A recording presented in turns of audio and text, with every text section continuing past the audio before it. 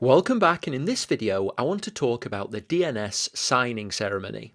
If you're imagining confetti and champagne right now, it's the opposite of that kind of ceremony. This ceremony is all about controlling the keys to the internet, more specifically the trust anchor of the DNS system. It's one of the most important meetings which occur in the technical space. Pretty much everything that you use on the internet is enabled by the technical act which occurs within this ceremony.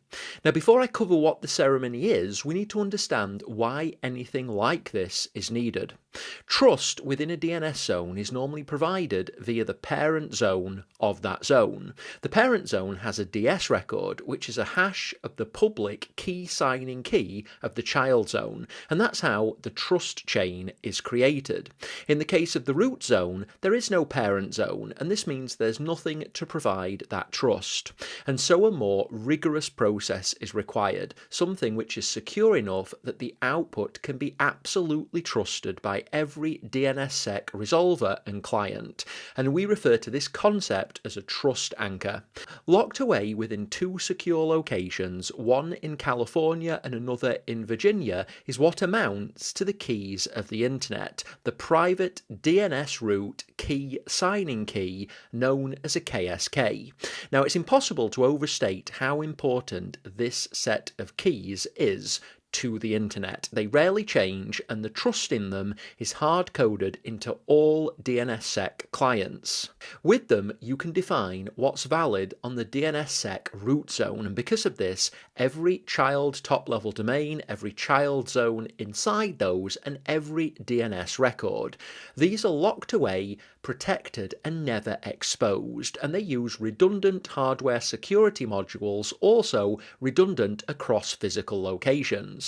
Now, I'll detail this more in a second, but access to the private keys is controlled via the fact that HSMs are used. You can only use the HSMs in tightly controlled ways. The keys never leave those HSMs never leave those locations, and you can only use them within those locations if you have the right group of people. And people can only get into those locations after going through a rigorous multi-stage ID process. Now, why this is important is because we all know the public part of this key. It's part of the DNS key record set within the root zone, along with the public zone signing key.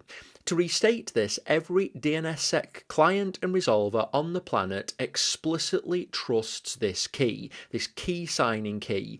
And if we have this public root zone key signing key, we can verify anything signed by the private key, the one that's locked away within the hardware security modules. Because the security of the private root key signing key is so tight, it's not practical to use constantly. And so there's another key pair which controls the security of the DNS root zone. This is known as the root zone ZSK, or zone signing key. The whole function of this massively controlled ceremony is to take the root zone ZSK, take this into the ceremony, sign it with the private root zone KSK under these hugely tightly controlled conditions, and then produce as an output the root zone RRSIG DNS key.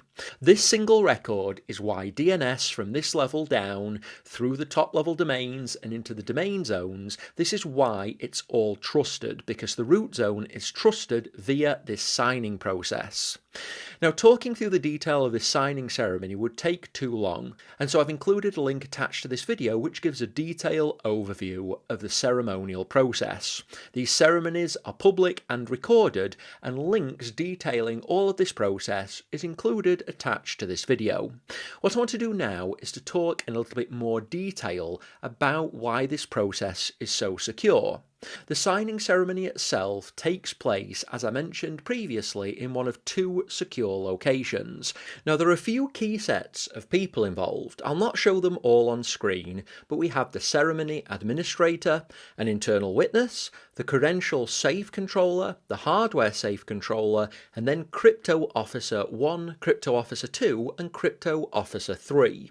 Now, there are a total of 14 of these crypto officers. 7 of them are affiliated with each of the locations, and at least 3 are required to attend for the process to work. Logistically, dates and times are picked when 4 to 5 are available to ensure some level of resilience.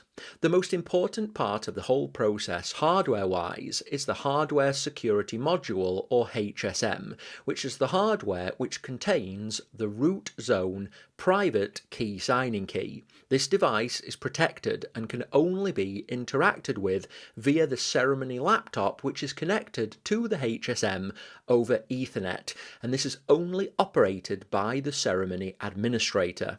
The laptop has no battery and no storage. It's designed to be stateless and only used to perform the ceremony and not store any data afterwards.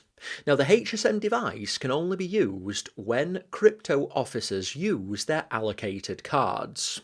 What's being signed are the public key signing key and zone signing keys. Well, actually a pack of them to allow for rotation between this ceremony date and the next.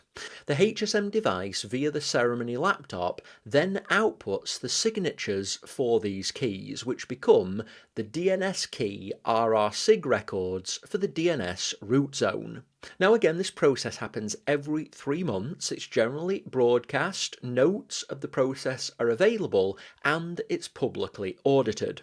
Now this is a summary of the process. The level of security procedure which goes into ensuring that groups of human participants can't collude and corrupt the process is extreme. I've included additional links attached to this video which provide more detail if you're interested. For this video, I just want you to have an understanding of why this ceremony is so important. So during this ceremony, we take the root key signing keys which everything trusts, but which are too important to be used day to day, and we use those to sign root zone signing keys which can be used on a more operational basis, and these can be used to sign individual resource record sets within the root zone.